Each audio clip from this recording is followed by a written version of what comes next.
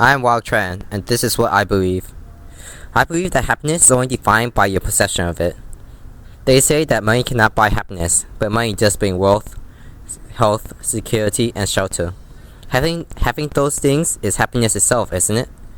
Money can bring happiness to some, while to others it does not. For example, a poor man will see $100 bill as another week of food. That will bring him happiness. On the other hand, for Bill Gates, it will just be more pocket change and doesn't bring him any significant happiness. There are many kinds of happiness: friends, family, achievements, food, money, sex, material goods, or an action. This is different for each individual. What makes a person special is what makes that person's happiness special. Where the person came from, who he has met, what he does, how his life treated him, or what his personality is. These are the things that shape a person, and they are also things that shape the person's perception of happiness. Happiness is only a feeling. Happiness is what makes you feel good. When people say that they need to be rich and successful to be happy, I wonder if that's true. To go through the best colleges, to get the best grades, to get the best career. I wonder why that will bring them happiness. To do all those things, it will take considerable effort and time. That would mean that there won't be any time to enjoy yourself and your money. There won't be time to enjoy the finer points of life. To me, that is not happiness. My perception of happiness is to have enough to protect my family and live easy. That, to me, is happiness, while to others, is a normal life. I am poor. I can be perfectly happy being poor if my family is secure and safe. This, I believe, is that happiness comes from your perception of it, and therefore happiness comes from what your mindset is.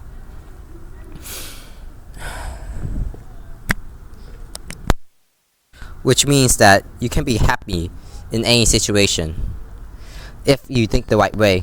Because if your cup is always half full, then you'll always have something to drink. This is what I believe.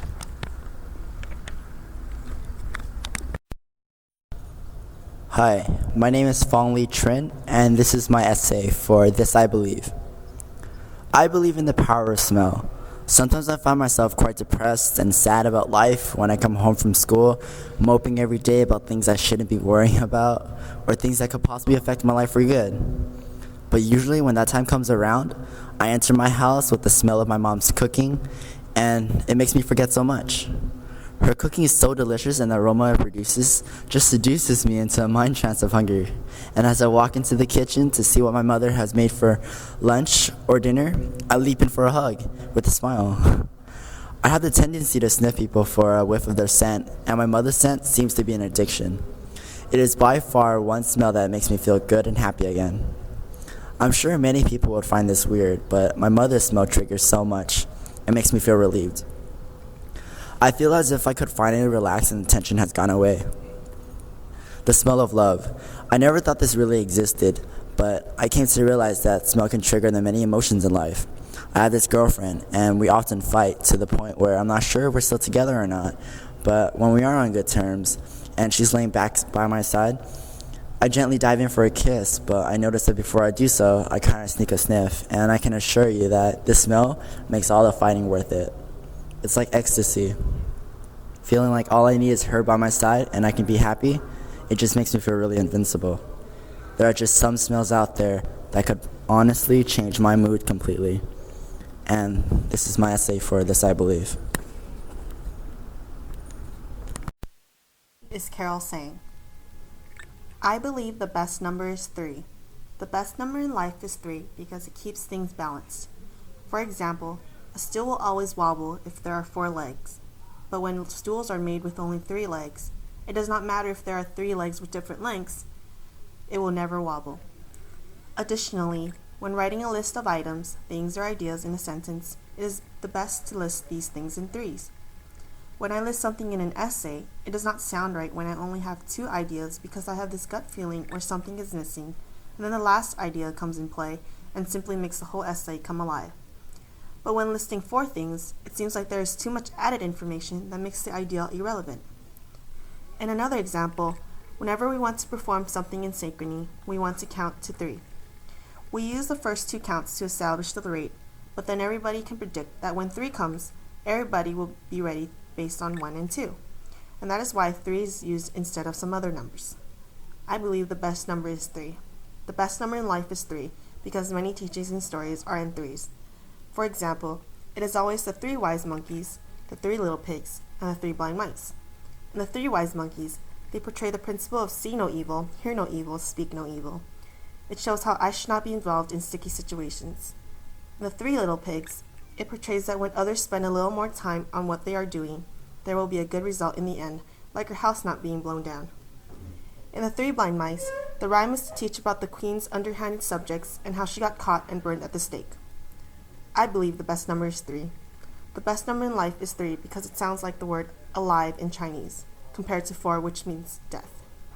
This has to do a lot with luck in the Chinese community. When I am at a family dinner, my mother never likes ordering 4 dishes because it is unlucky and usually orders 3 or not 5 dishes. The number 3 is everywhere, whether we're just simply counting, reading, or talking, because all you need is 3. My name is Crystal Villalpando, and this is my essay for This I Believe. I believe in the pursuit of happiness. I'm not sure I believe in the existence of happiness, but I believe in the search for it. Happiness is an instantaneous thing, undetectable, something unfathomable to the person feeling it. I believe a person doesn't truly realize they were happy until they look back at their moment of happiness. It has to be the memory that classifies that instant as one of happiness. I believe a person should search for whoever they think makes them happy and harbor it. Never let it go, even though I know nothing lasts forever and nothing is ever certain. It's difficult to realize what makes you happy. It's not hard to find it, but it's difficult to realize what truly makes you happy. It could be right next to you and you could never realize it made you happy until it's gone. And that's when you start to appreciate it, when it's gone. I believe a person can be truly happy until they accept the unpredictability of this life, until they can see that everything happens for a reason, that there's a balance that needs to be restored, a balance of good and evil, a balance of yin and yang. Sometimes we let insignificant things cloud our idea of happiness. We become unhappy with ourselves and forget all about our eternal search for happiness. We let pride and envy replace genuine happiness. I believe that the search for happiness is everlasting. Nothing can completely make us happy, but at least we get an idea of happiness. I believe in the pursuit of happiness.